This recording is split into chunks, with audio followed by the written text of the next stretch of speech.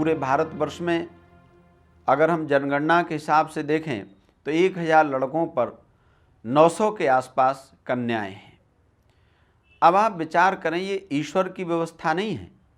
ईश्वर ने ऐसा नहीं कह दिया कि भारत में केवल लड़कों का जन्म होगा, लड़कियों का जन्म नहीं होगा। माता और सज्जनों, एक निवेदन यहाँ पर यह है कि ये जो भेदभाव है कन्या के बीच में और लड़के के बीच में, ये अभी भी भारत में जीवित है।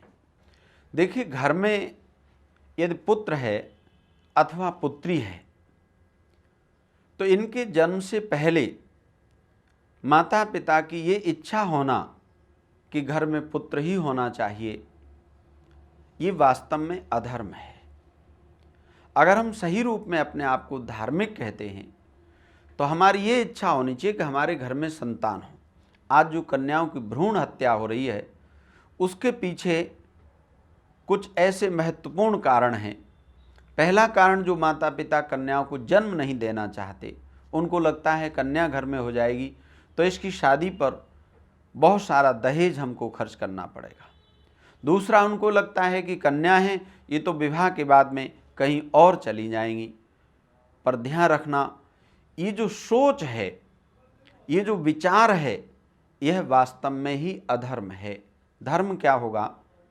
कन्या हो या पुत्र हो, उसको हम अच्छे प्रकार से शिक्षित दीक्षित करें। और ये जो दहेज का अधर्म समाज में चल रहा है, या जो ये विपरीत भाव चल रहा है कि कन्या कुछ नहीं करेंगी, कन्या यहाँ से चली जाएंगी, ये वास्तव में अधर्म है और इस अधर्म को छोड़ने की आज बहुत ज़रूरत है। आप देखें, दिल्ली भारतवर्ष की राजधानी है। यहाँ साउथ दिल्ली में सबसे ज़्यादा कम संख्या है कन्याओं की। वहाँ पर तो पढ़े लिखे लोग हैं। इससे हम एक अनुमान लगा सकते हैं कि आज जो हमारा पढ़ा लिखा समाज है उसके अंदर भी ये कहीं न कहीं भाव उपस्थित है कि लड़के शायद ज़्यादा अच्छे होते हैं, लड़कियां उतनी अच्छी नहीं होती। अगर हम वास्तव में धर्म का पालन करते हैं और हम चाहते हैं कि धर्म सही रूप में हमारे समाज में रहे तो इस व्यवस्था को बदलने की ज़रूरत है। आप विचार करके देखें, अगर कन्या की शिक्षा दीक्षा और परवरिश अच्छी प्रकार से हो तो कोई भी ऐसा क्षेत्र नहीं है जहाँ पर कन्या अपने माता पिता के नाम को रोशन न कर सके। और यदि संस्कारहीन होगा तो चाहे वो फिर पुत्र ही क्यों न हो, वो भी माता पिता के नाम को रोशन नहीं कर सकता है। इसलिए महत्वपूर्ण यह है कि चाहे वो कन्या हो चाहे पुत्र हो, उसके अंदर वास्तव में जो धर्म का सही सही संस्कार है।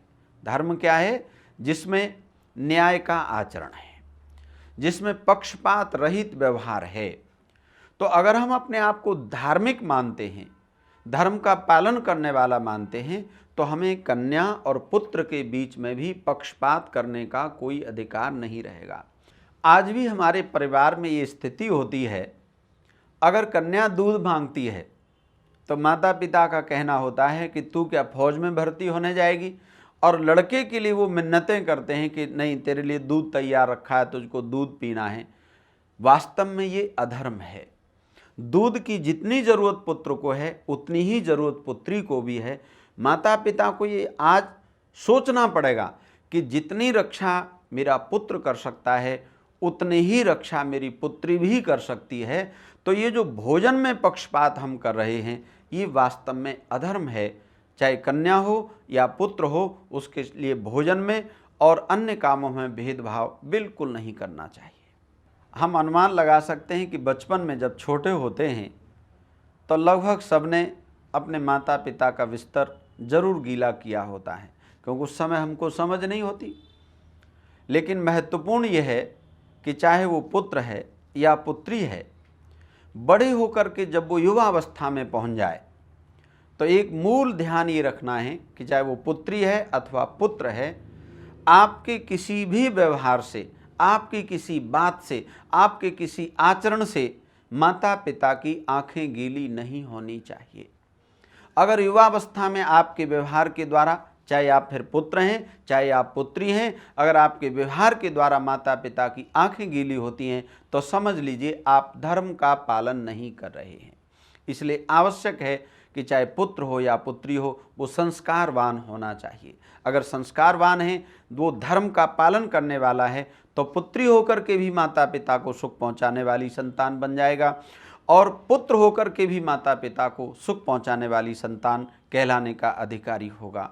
इसलिए धर्म ज्ञान की चर्चा के माध्यम से हम ये जरूर चाहेंगे कि हम कन्या और पुत्र के बीच में जो पक्षपातपूर्ण व्यवहार करते हैं, इस व्यवहार को त्याग दें, जिससे हमारे घर में एक बेटी भी सुख के साथ में पल सके और एक बेटा भी सुख के साथ में उसका हम पालन पोषण कर सकें।